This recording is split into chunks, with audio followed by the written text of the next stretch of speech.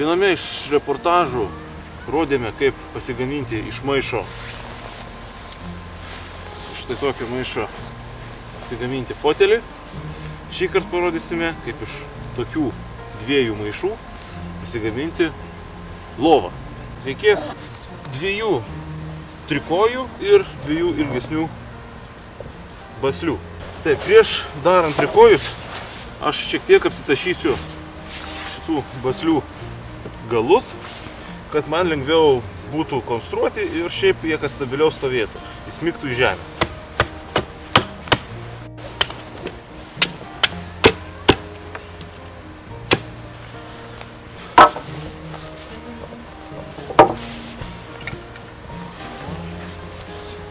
Nusismailinus galus iškart konstruoti tampa lengviau, kadangi viskas stabiliau laikosi.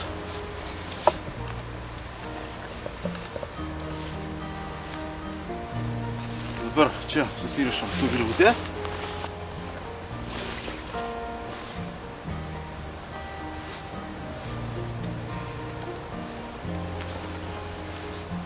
Štai pasidarėme abu trikojus.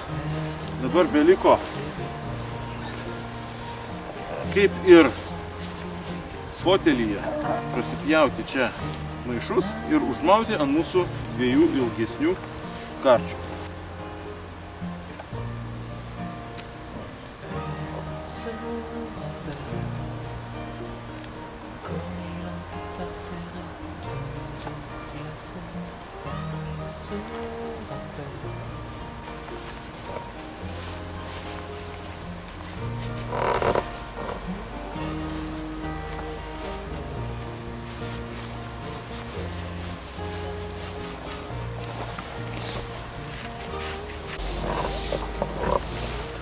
Štai, sumovėme savo maišus ir dabar turėtumėm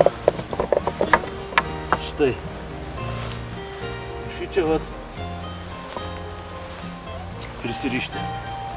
Kaip matote, jau iškart mūsų konstrukcija gauna lovos formą.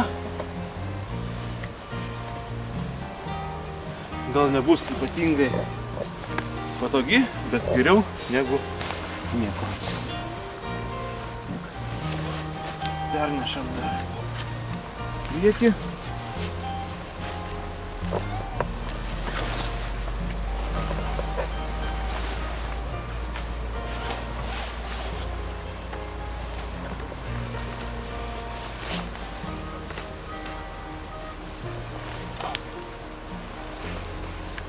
Matote, konstrukcija įgavo lovos formą.